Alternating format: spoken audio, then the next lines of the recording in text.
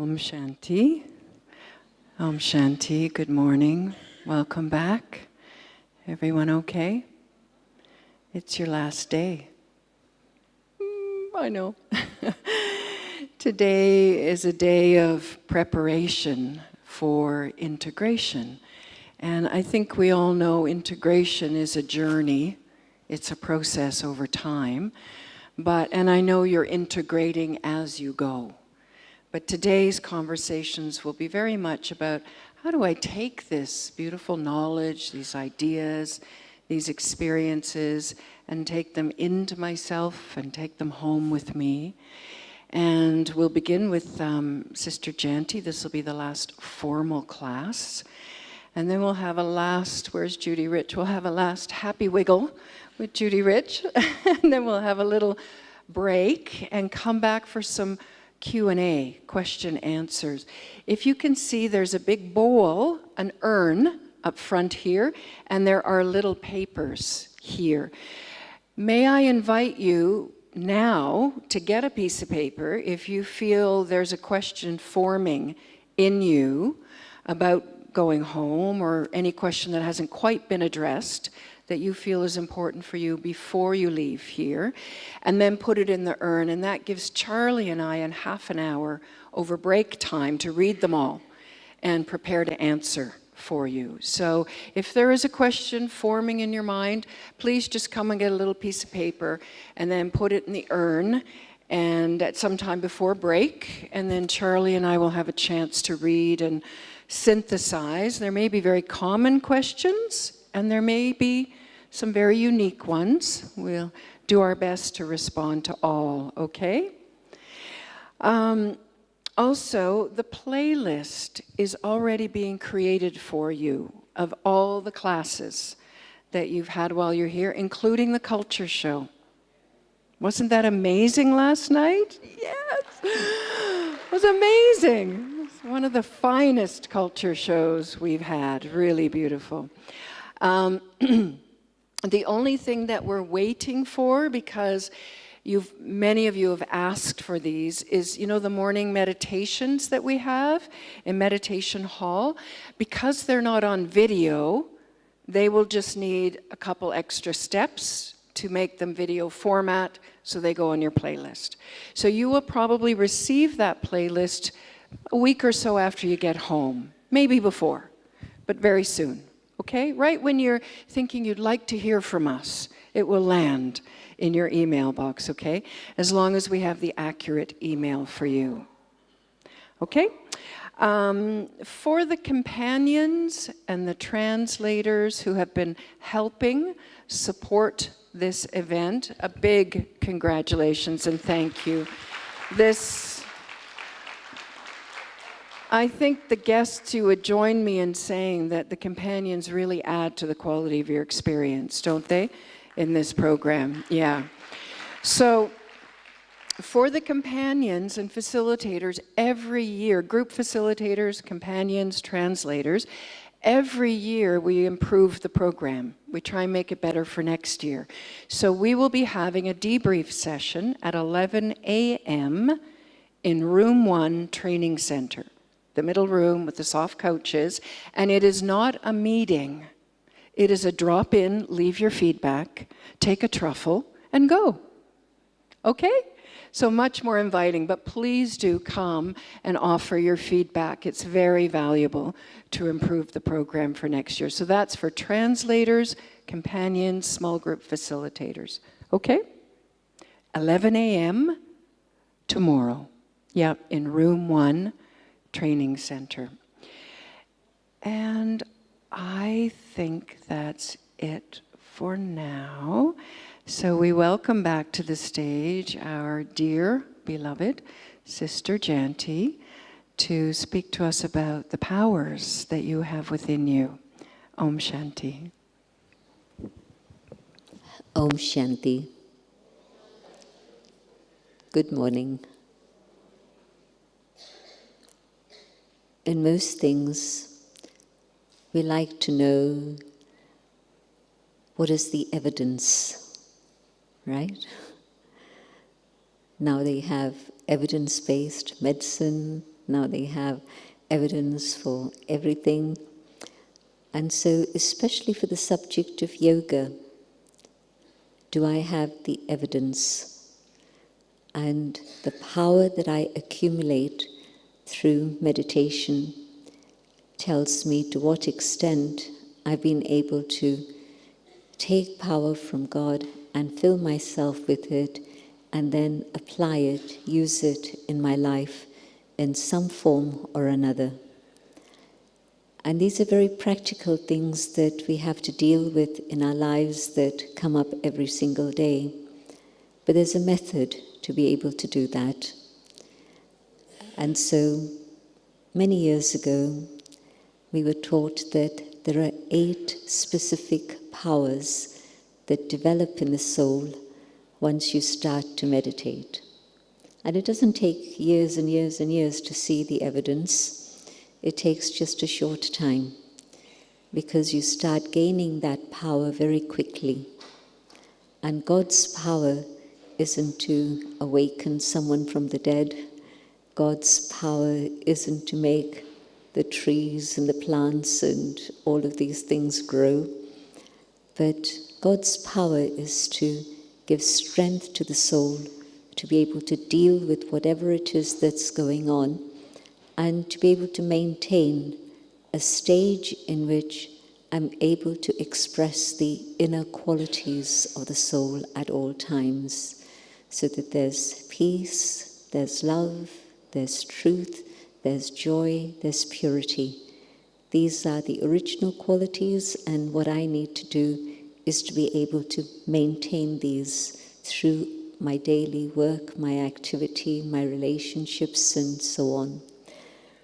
And so the first one of all of these powers has been described in, I'll tell you the image we use.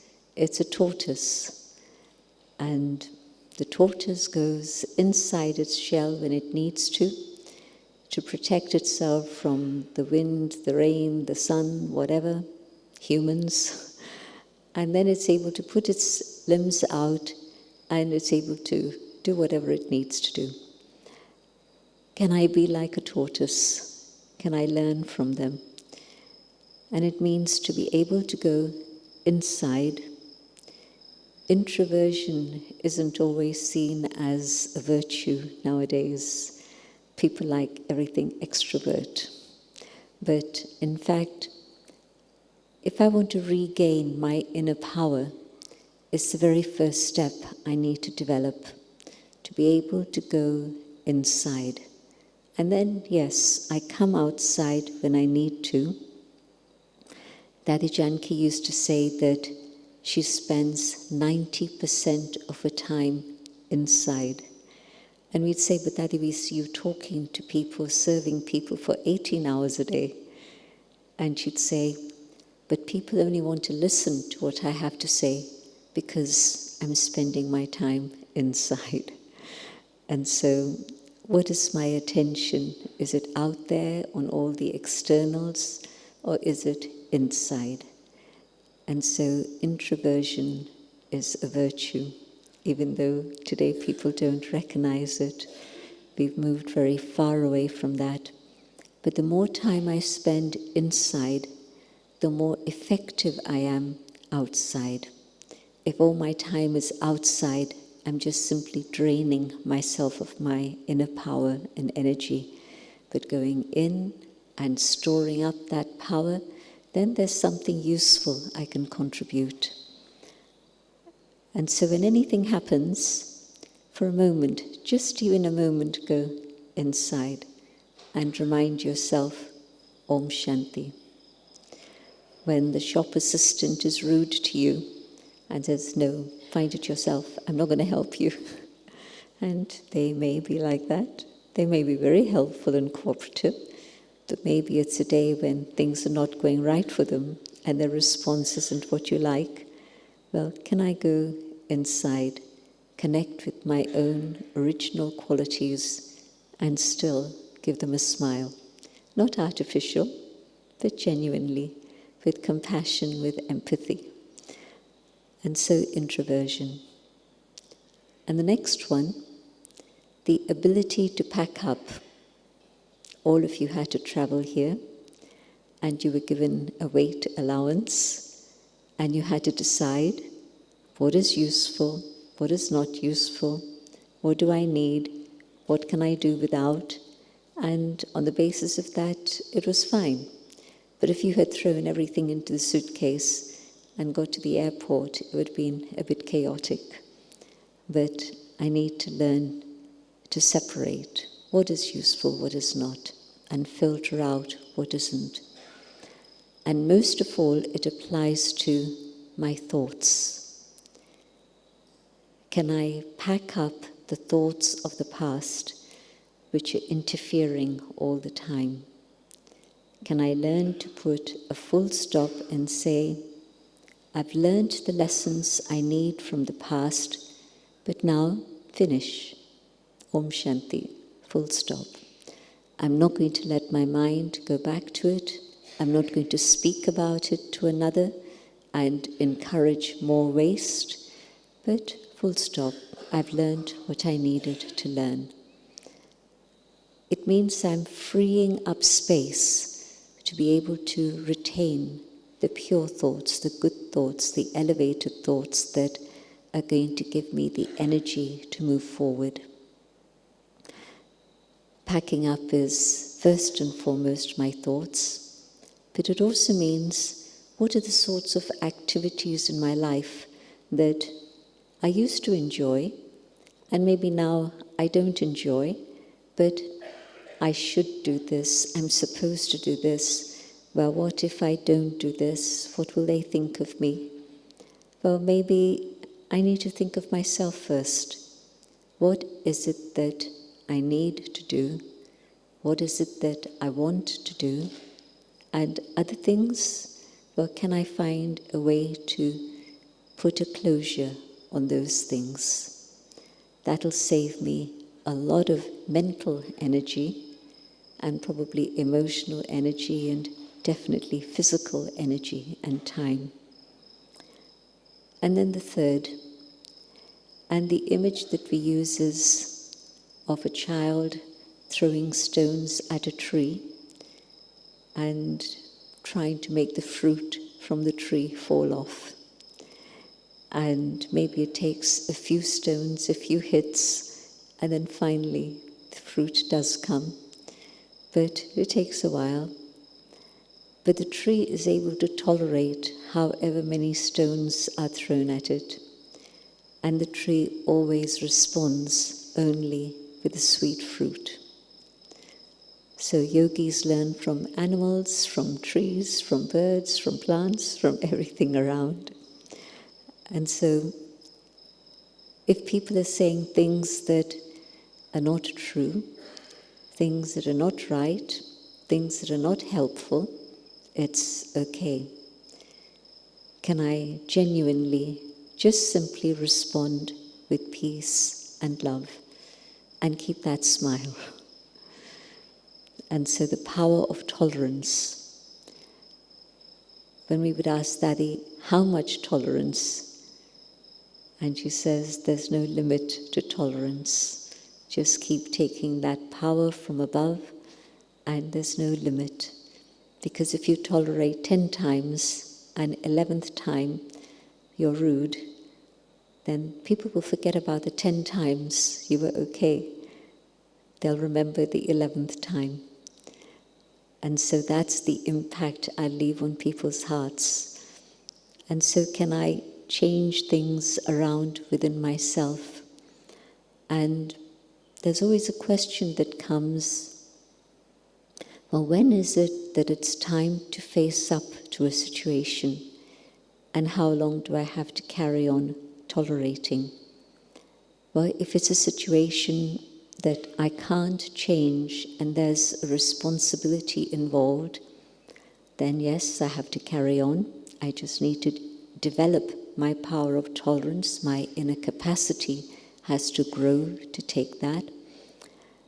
But when it's time to face a situation and actually stand up and oppose whatever it is that the status quo, the difference between those two things is, what are my principles? And am I going to shake from my principles, or am I going to face whatever it may take so that I live up to those principles? And so that's the red thread, the red line. When it's a question of choice, maybe this, maybe that, maybe the other, and it's okay, whichever it is. Today it could be your choice, tomorrow it could be my choice, or maybe 2 times it can be your choice, and once it can be my choice. But it's okay, I can tolerate that.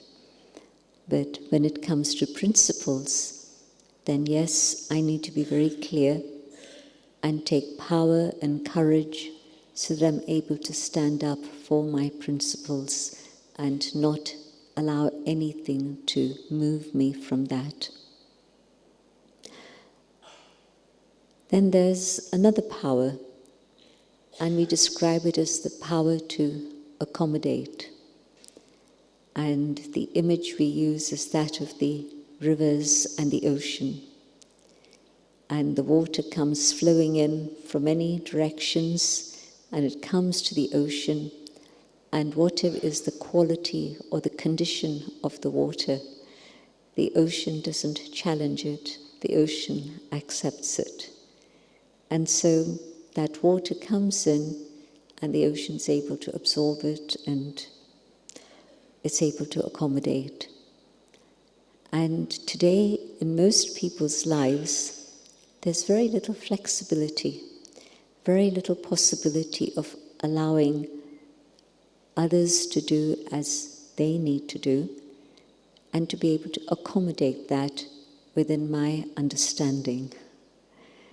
It feels as if our hearts have shrunk, and they've become so limited that what I want to do, what I say I need to do, I'll push that instead of being open and accommodating and being able to take in and absorb many different viewpoints, many different perspectives. It's the reality that we talk about diversity, but not many people are able to accommodate diversity. And I'm meaning that in many different ways, whether it's diversity in the workplace with different colors, different races, and so on and so on. We have to stretch ourselves. It doesn't come naturally, it doesn't come easily. But more than that, diverse ideas. Very often, it's not that there's only one thing that is right. This can be right, this can be right, and this can also be right. It isn't that there is only one way. There can be many different ways, many different paths.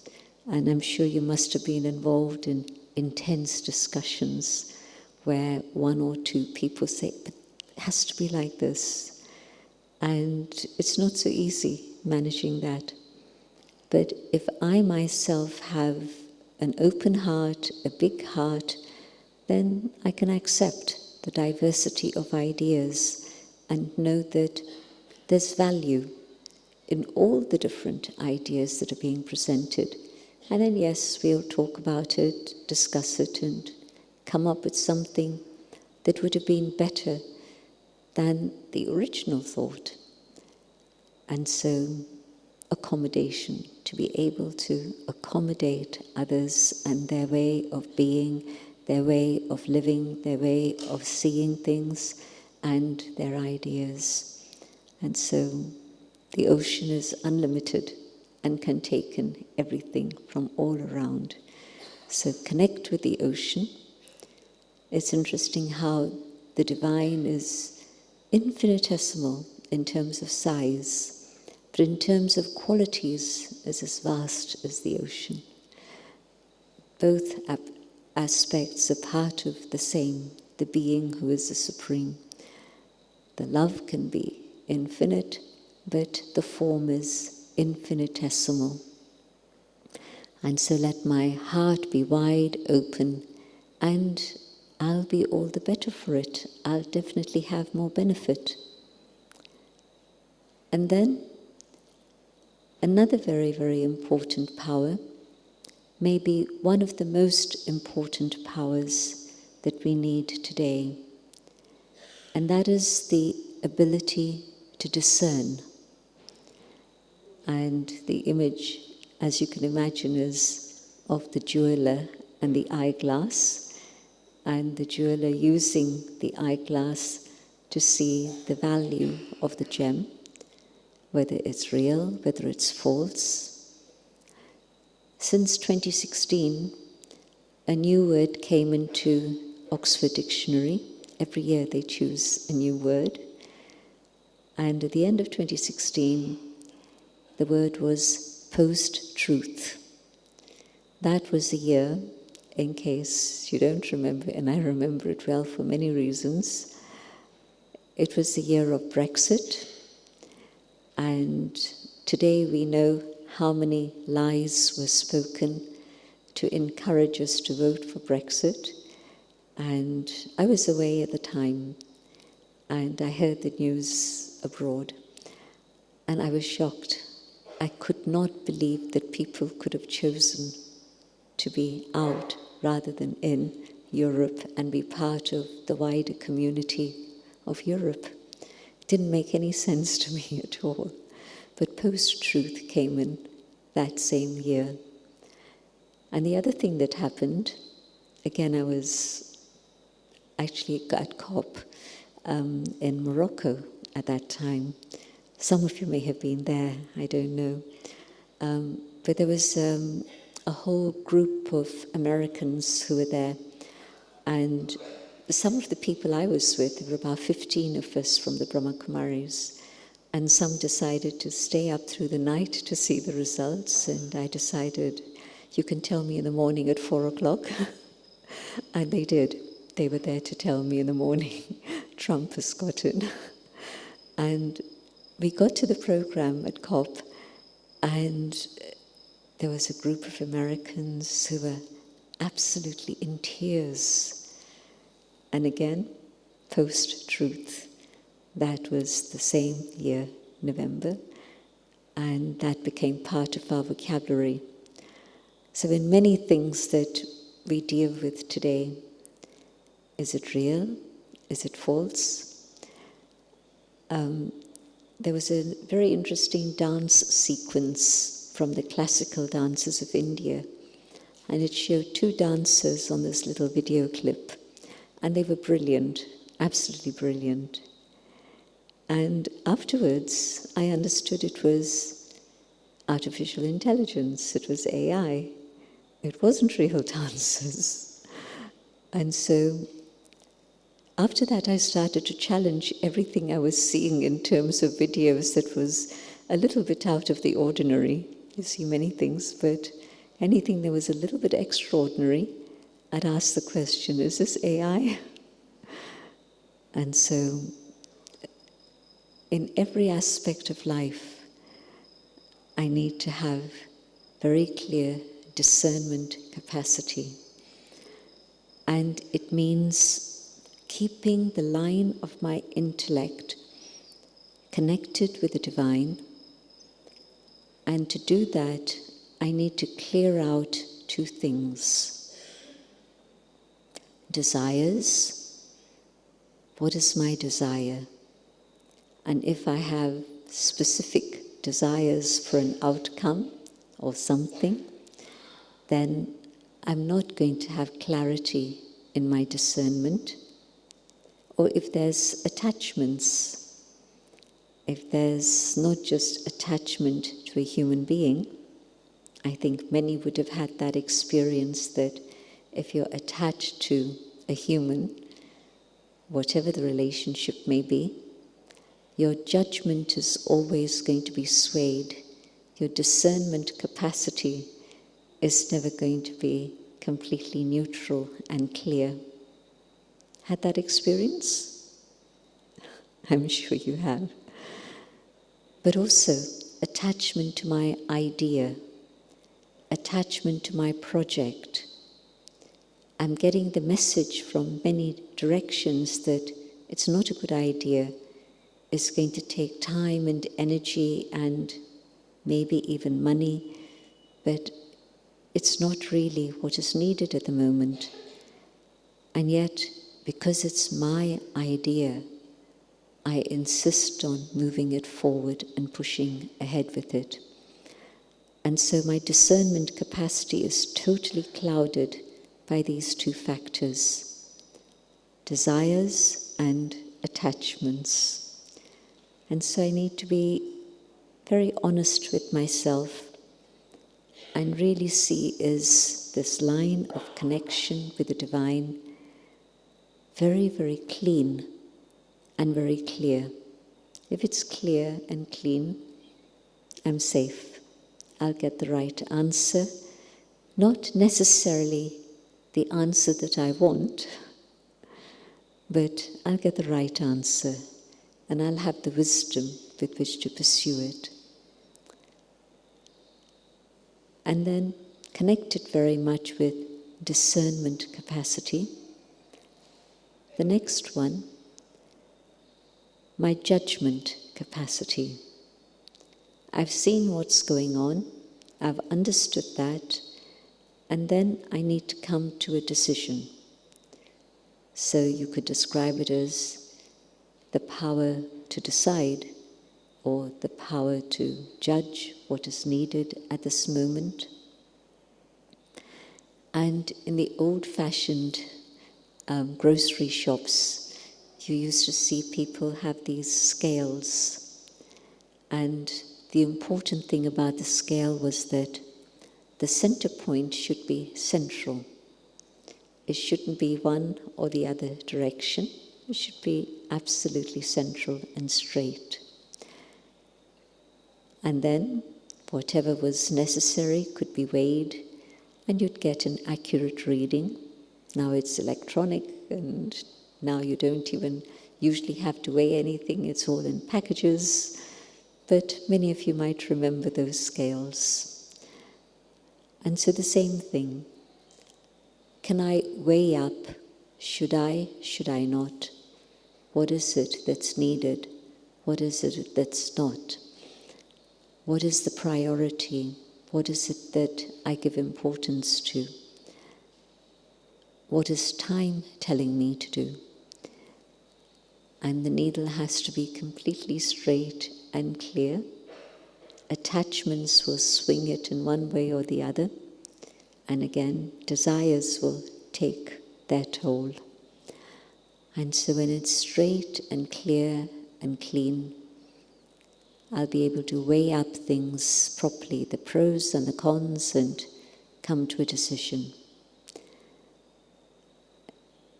Decisions are not always based on logic. Decisions can also be based on feelings. But I need to again be able to see not just this bit, but everything around it to be able to come to the right decision. How often is it that we made a decision and we're planning to implement it, or we've started the implementation and things are then going wrong and very clear that it's not the right way to do things. And so can I change that story and be able to make a decision that I'm comfortable with a year from now, 5 years from now? Business today is never able to make a decision about anything for a year or 5 years. There are too many other factors that come in that are suddenly. Things happen all the time nowadays. Things used to be more stable and settled, even 10 years ago, 20 years ago. But today, everything is constantly in a state of flux. And so I need to be very clear with my discernment and my decision. And then another power, again, very much a power that's needed in today's world, and that is the power to be able to cooperate, to be able to work together. Cooperation, everybody gives their specialities. Collaboration, it's not just an amalgam of different qualities and specialities, but when we've been able to let go of ego and genuinely cooperate with sincerity, then collaboration brings something more than you could ever have anticipated.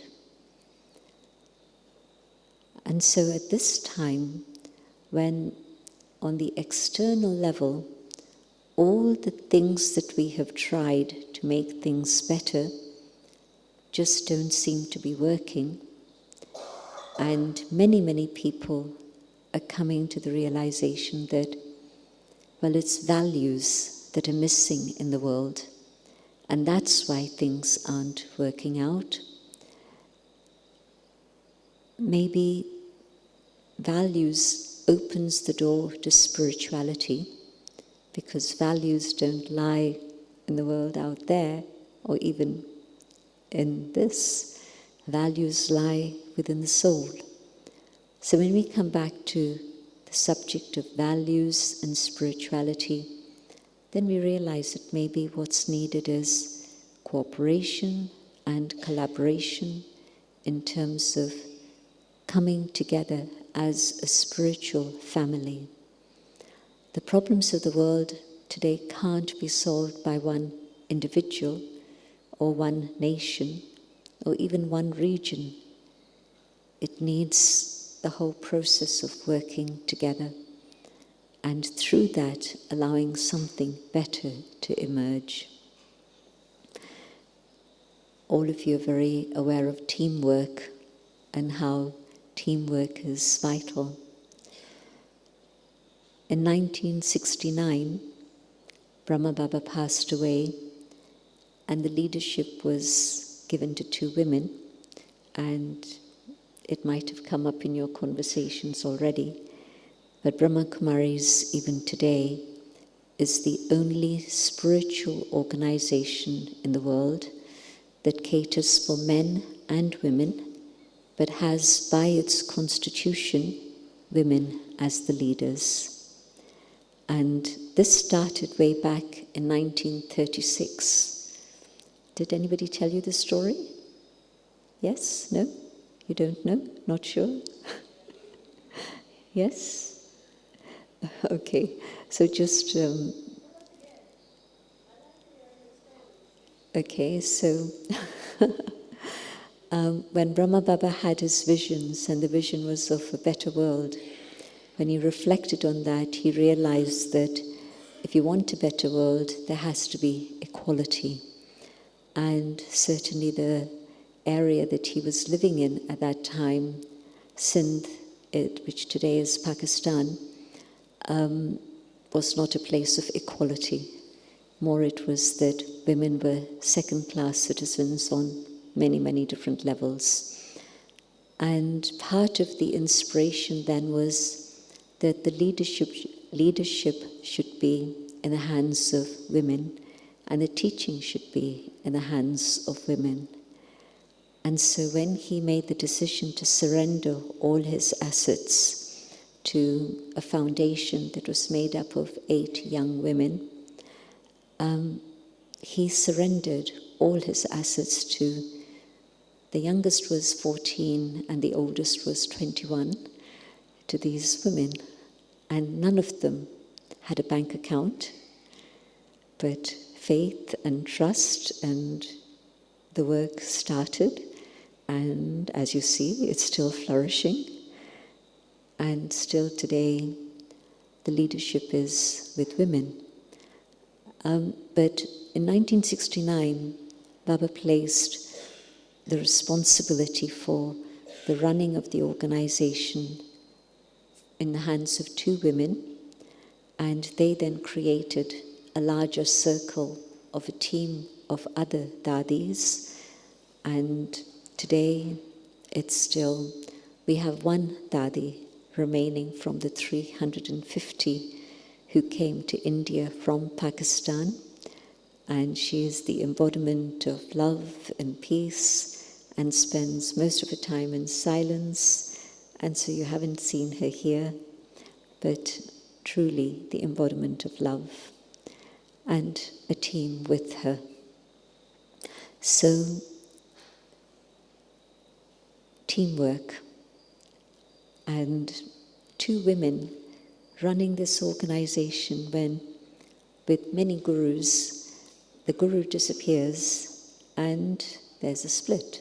Power, money are the big struggles.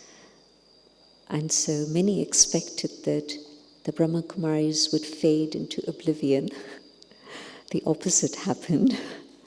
The Brahma Kumaris grew and flourished because it wasn't the Brahma Kumaris organization, it was power from above. But also because women have the ability to work together in a very natural way. Men also have that, but sometimes it gets forgotten.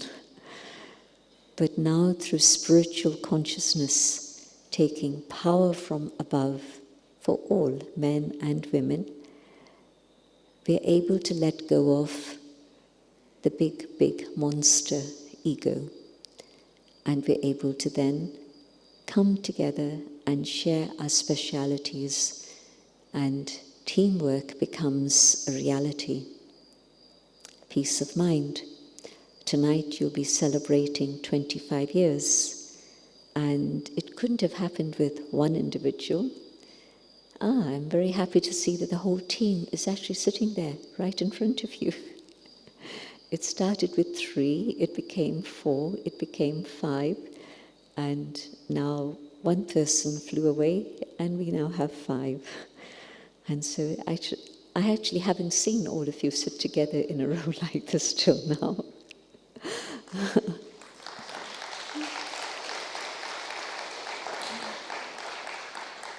So teamwork works. Individual trying to make it their possession, their property, and it doesn't work. How can it? It fades away. But a team generates the energy that can bring in many, many more, and everything works together very beautifully. And so when you've developed all the other powers, you then get to the power of cooperation. Not easy, but it works, and that's the incentive to keep making it happen. So whether it's the ego of 1 or 2 or 3 within a team, it doesn't work. Even 1 ego doesn't work, and 2 or 3 makes it impossible. But that whole circle of all the different powers, the reality is that we don't have power, and then we don't have these powers that can help us in our lives. And we see that things become very messy. Just look around the world and you see the mess that humans have created. It didn't happen just by chance. And we didn't do it by design, but it happened by default because we didn't know better. But now with spiritual understanding, step by step by step, we follow through all the different powers, and equipped with those powers, you step out into the world tomorrow and you face whatever challenges there may be. But you do it from a very different perspective.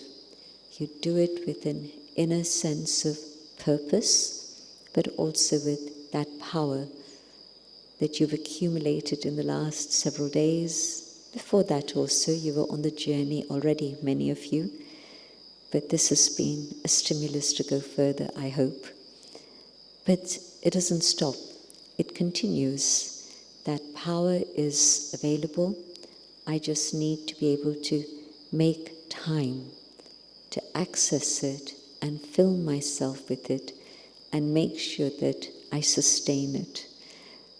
And so that means practice every single day. Once a week? Well, okay. once a day, well, that's much better. But in fact, not even once a day. Many little pauses through the day to make sure that you're staying on track, that you're moving in the right direction, and you're filling yourself. So that's one level of all the different powers.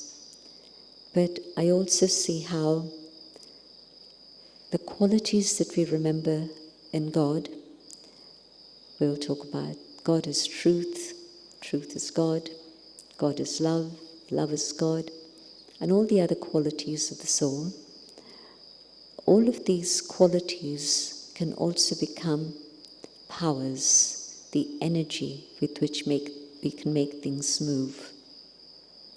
I'm sure in your lifetime you would have seen how where discipline might not work, but love can enable someone to start following a discipline. Or maybe just simply out of love, the discipline happens in a very natural way.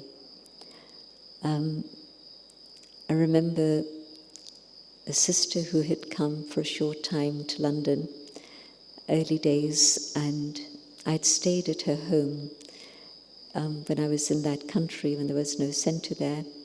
And so I'd stayed with her in her home, with her and her parents. And so she came to visit us in London. And I took her for a walk in Holland Park. London has many beautiful parks, and this is one of them. And it had a little area where there were animals. And much to my surprise, she started making funny noises. And I was amazed because she would make these noises and the rabbits would come running and other little animals too. And I said, how are you communicating with them? Because it was clear that there was some communication going on. And she said, I know how to speak to animals. I said, how did you learn this? And she said, because I love animals. And quite spontaneously, without thinking, I said, well, how can you eat them? And she looked around at me shocked. And from that day on, she became vegetarian. And she still is to this day. So when there's love, what you would normally think is a big sacrifice becomes very natural and easy, and you switch. And that's not the only example. I'm sure you've seen many examples in your life where transformation has happened because of love. Who would think about getting up 4 o'clock in the morning?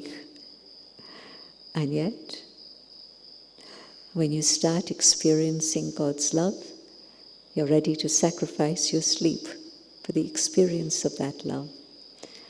So love is not just an emotion, it's a power. And especially when it's not just individual, personal, one-to-one love, but it's inclusive. Then in that inclusive love, love becomes a very powerful force. And so taking God's love and allowing the love that has been a little bit pushed away or maybe barricaded because of difficult experiences with human beings. And so you build up a barricade inside yourself and you're not allowing love to reach you, either from God or from humans. So when you allow God's love to reach you through soul consciousness and you feel that love melting your barricades, then the power of love that's there within you is love that changes you, but also can change circumstances and situations around you. So this slogan that I'm sure you've heard over the last few days at some point, when I change, the world changes. And so my little world changes, but then the ripple effect of that reaches out and many others change also. but reach the critical mass and the world changes, not just little, but the big scenario. The power of peace. Today, we feel that it's a hopeless situation. Everybody's taking sides, and there are so many divisions and fences that have been put up. But where does it begin? Treaties don't happen just by chance. I met the person who had been one of the key negotiators for the Good Friday Agreement in Northern Ireland. And after years and years of troubles, and things could be better, but they are better already. And he spoke about how it was his faith in God and his deep, deep desire for peace that made him work tirelessly to make that Good Friday Agreement happen. And so, yes, if there's something that moves you inside to be able to have peace yourself, then you can become an instrument to make peace happen outside also. But if there isn't peace inside, you can throw sticks and stones and still create war. You don't need nuclear weapons. Violence emerges powerfully and negatively. But if I'm drawing peace from God and I'm developing the power of peace, that power can definitely change things around you. We used to have 12 events a year. Earlier days it was more, but when the numbers grew, then 12 events a year for around 25 to 30,000 people on our campus downstairs. I hope you catch a glimpse of it on your way out, maybe. But Diamond Hall was maybe at one point the largest hall without pillars in Asia. So imagine, big hall, no pillars. And when we used to have those meetings, the power of silence that was generated was incredible. We'd be preparing and people would be gathering. The gathering would take time, 25,000, 30 people being seated. And there'd be people with sniffles and colds and coughs and the normal human noises.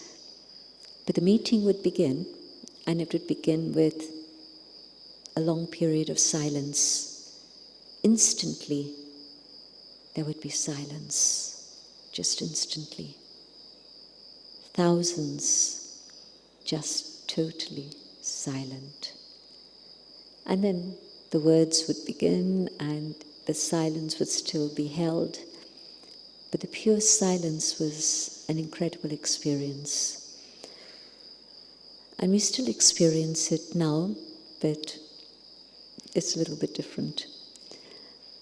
So I know that peace can be so effective that it can generate silence within the whole atmosphere. And so when people today, and there's lots of these events, I know, different times of year, and people will try to bring together people online and have meditations and silence for 8 hours, 12 hours, whatever it is. But it works. The power of prayer works.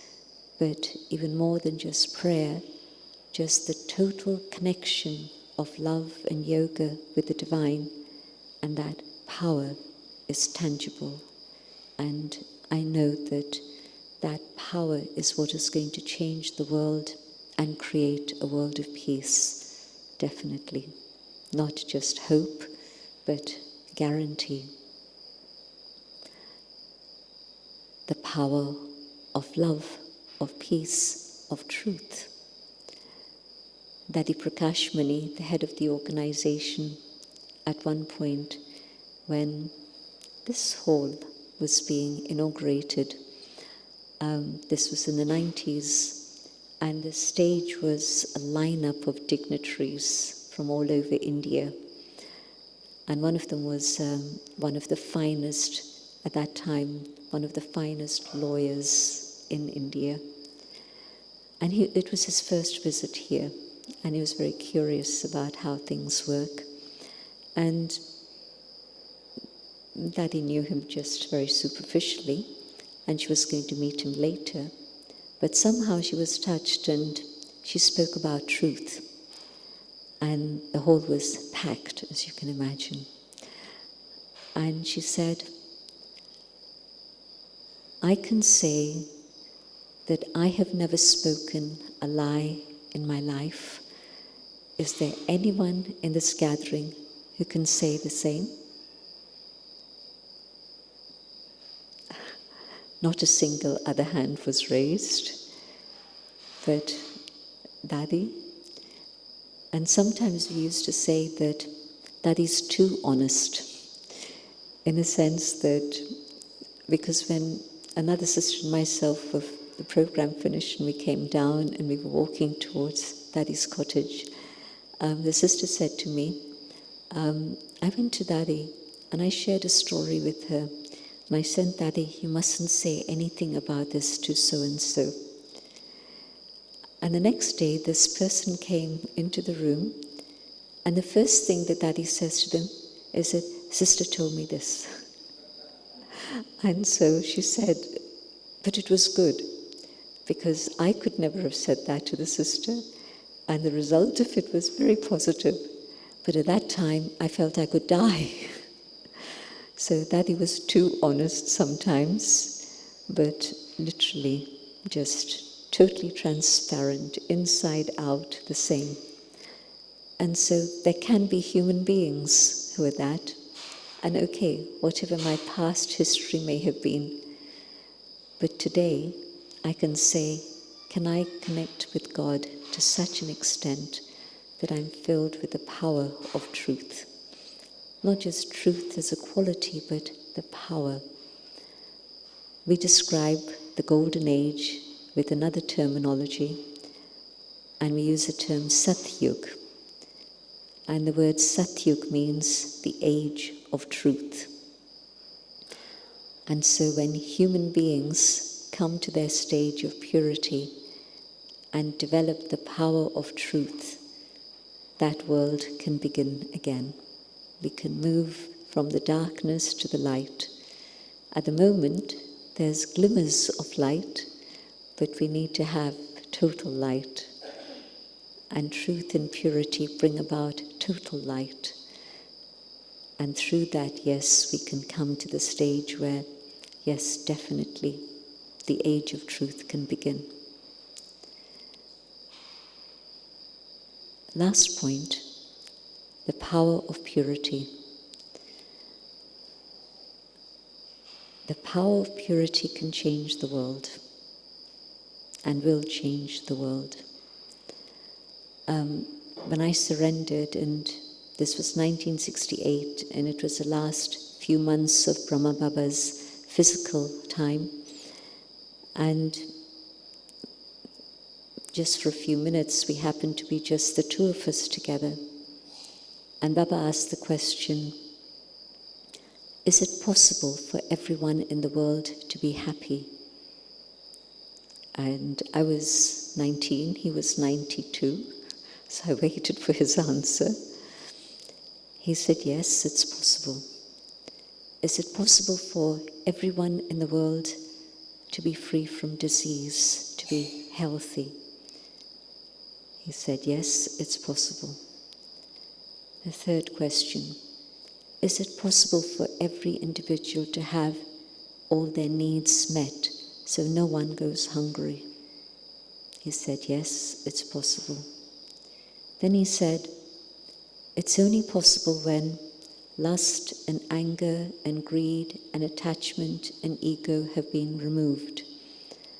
When these have been removed, when there's purity, then yes, a world in which everyone is happy, everyone is healthy, and everyone is comfortable. All of that is possible. But you can't tell people to do this. You have to do it yourself, and then maybe others will be inspired to do the same.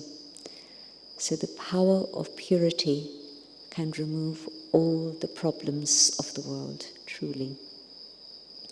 The year 2000, it was a time of the Millennium Peace Summit at the UN. And it was the first time that the UN had called together religious and spiritual leaders.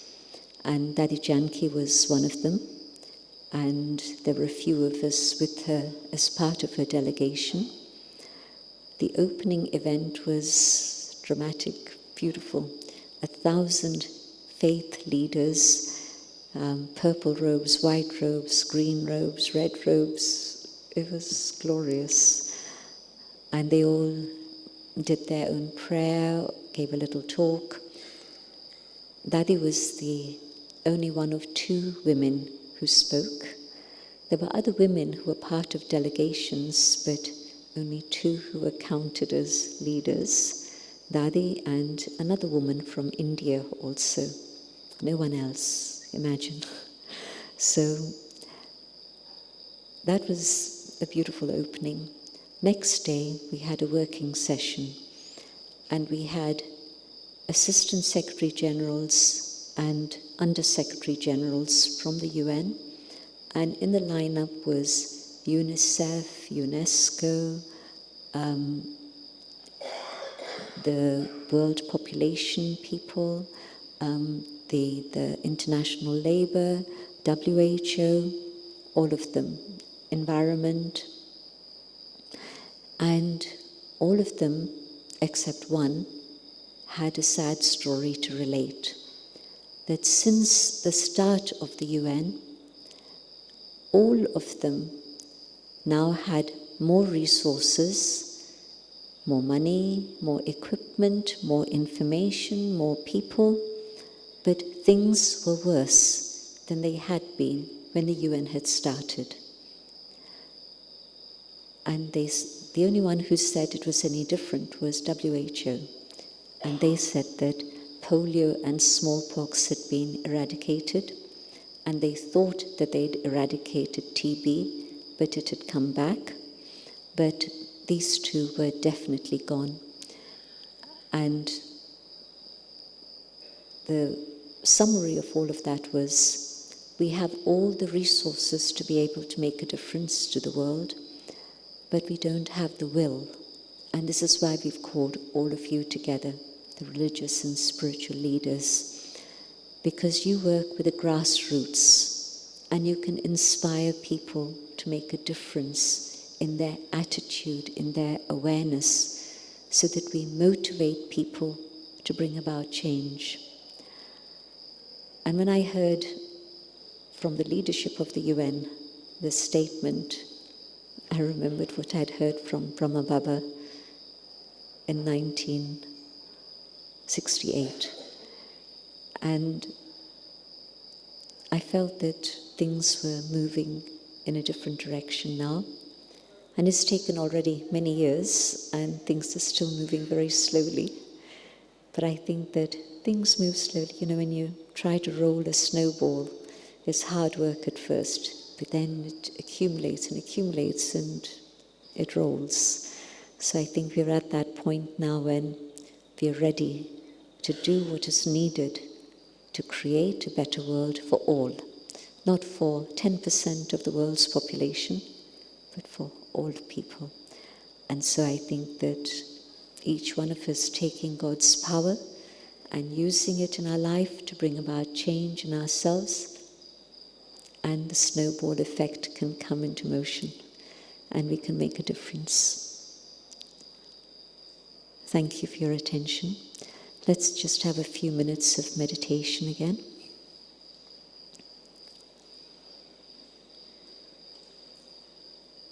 Going inside, I reflect on the things that I've been hearing about.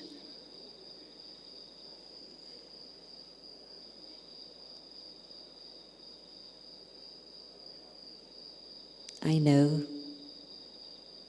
I can change.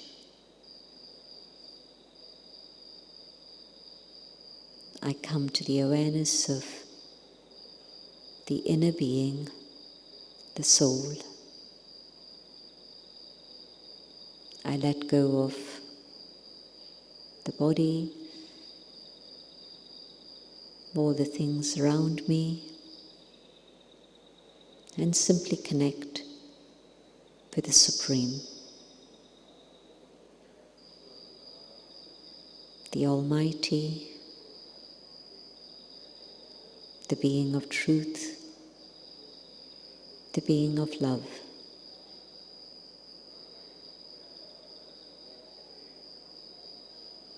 Connecting with God,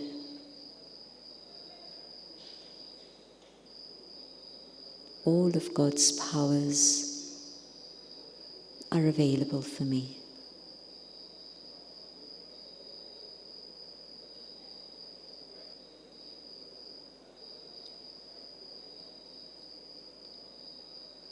God's love awakens the love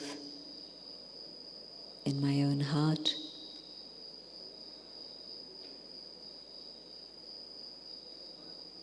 God's peace emerges, the original, natural state of peace within the soul.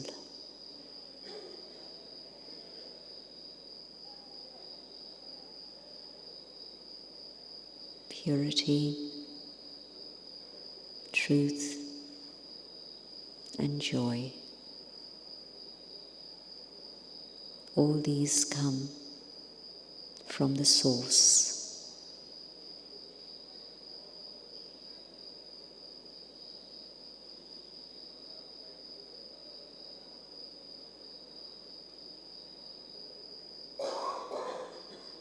And they reach not only I, the soul,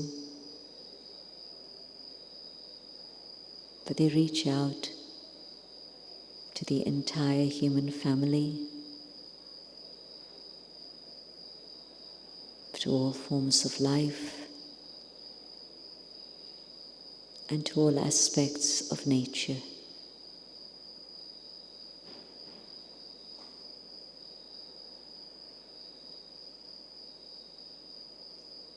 And God's power transforms and creates a new world.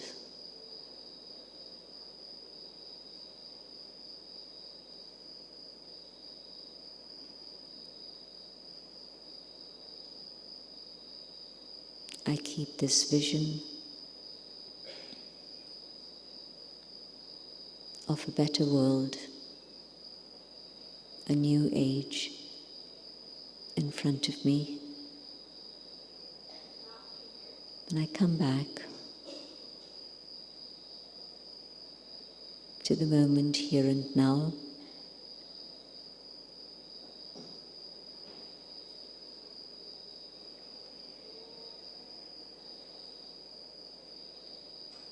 But now, recharged.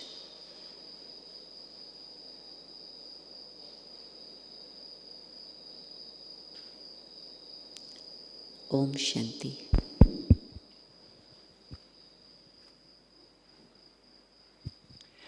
Om Shanti. Thank you, Sister